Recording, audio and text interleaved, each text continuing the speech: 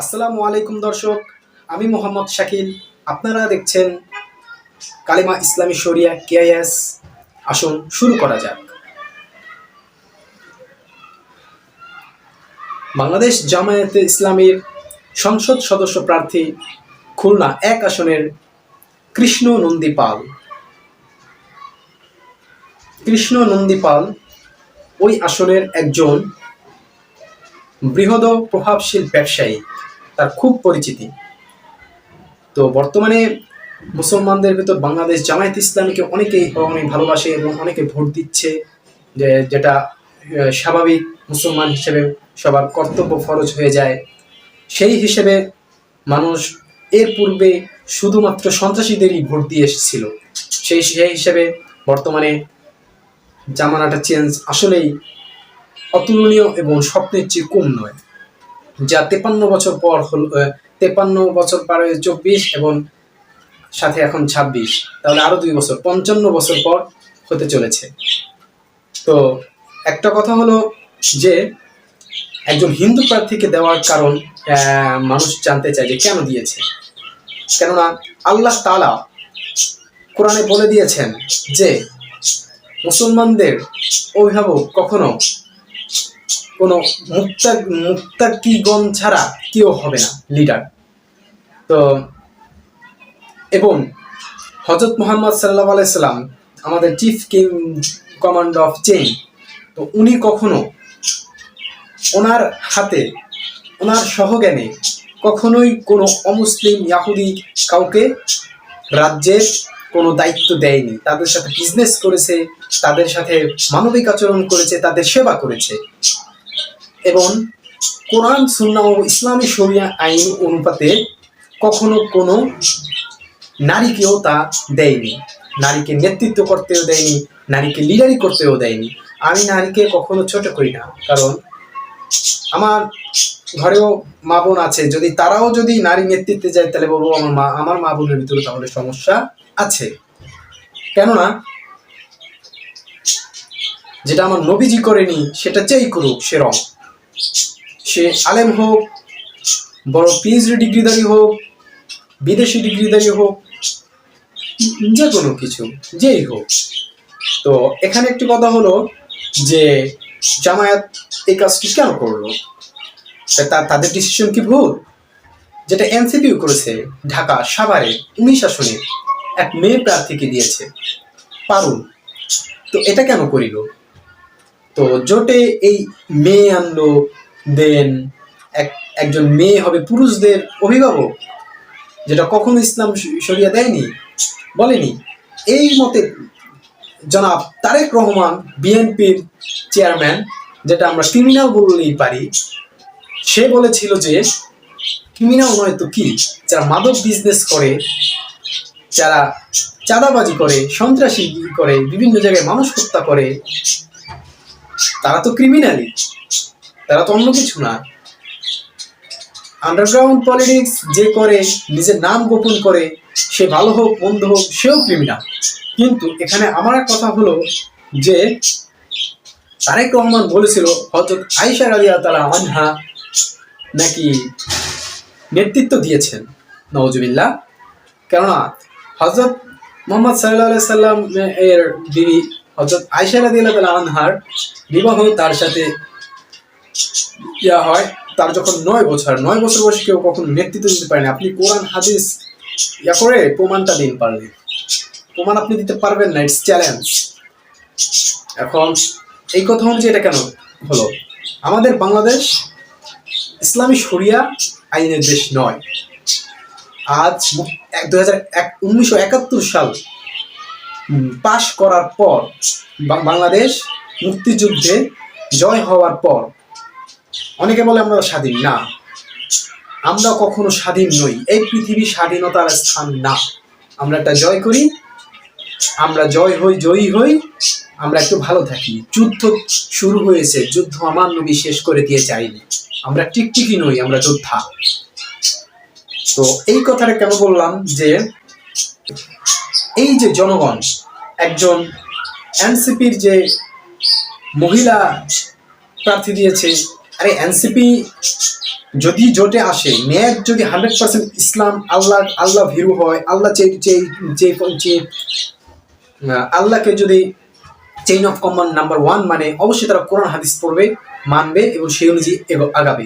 সেই হিসেব করলে তাদের যে দল নাম দিয়েছে ন্যাশনাল সিটিজেন পার্টি এনসিপি, তো তাদের যে দলের নামকরণ দেওয়া হয়েছে, তাদের মুখ্য উদ্দেশ্য হবে কোরআন ইসলামের আইন হতে হবে। তো তারা নিয়ে দিয়েছে সাভার আসনে এবং জামায়াত দিয়েছে খুলনা 1 আসনে কৃষ্ণনন্দী পালকে। এটা কেন করেছে? তো এর জবাব আমি জামায়াতের অনেকের কাছে জিজ্ঞাসা করলাম, কেউ জবাব দিতে পারে না। সবাই বলে কি আমাকে, রাজনীতির আমি কি বুঝি। তাহলে আমি যাকে জিজ্ঞাসা করলাম সে তো রাজনীতি, সে কি জানে সেটাও তাহলে আমার বোঝা হয়ে গেছে।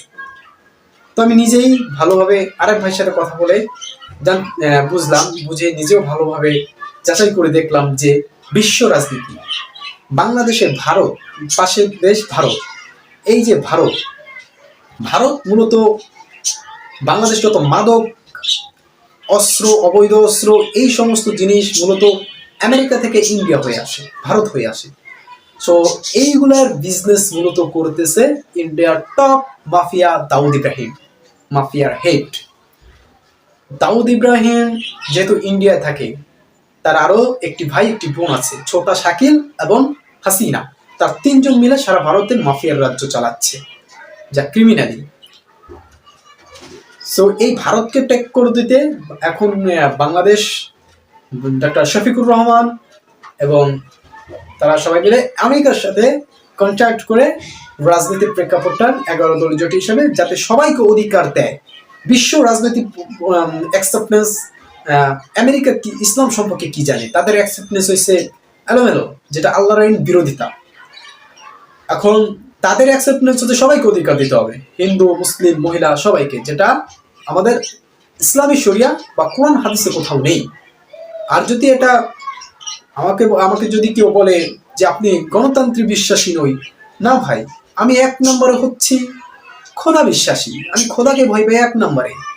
আমি ধরেন 100 বছর বেঁচে থাকলাম কিন্তু জান্নাতে যেতে পারলাম না, ওই জীবন দিয়ে কি হবে? আমি ধরেন ওসমান হাদি ভাইয়ের মতো অল্প দিন বেঁচে মারা গেলাম, আমি জান্নাতুল ফিরদাউস পেয়ে গেলাম, এটাই তো অনেক। এর উপরে কিছু হয়ও না। আমাদের উম্মাদের জন্য এর উপরে কিছু নেই, এই অনেক। জান্নাতের অনেকগুলো শ্রেণী আছে, 8টা জান্নাত।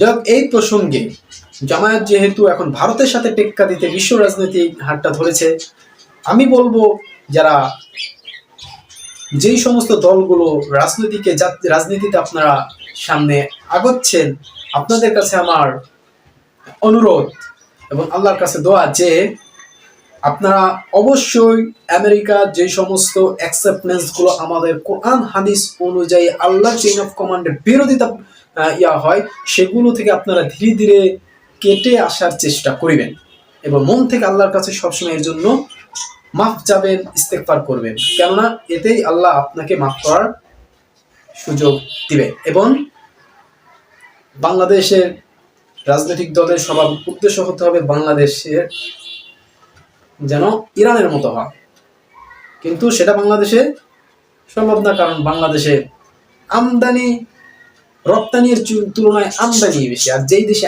আমদানির সংখ্যা বেশি, সেই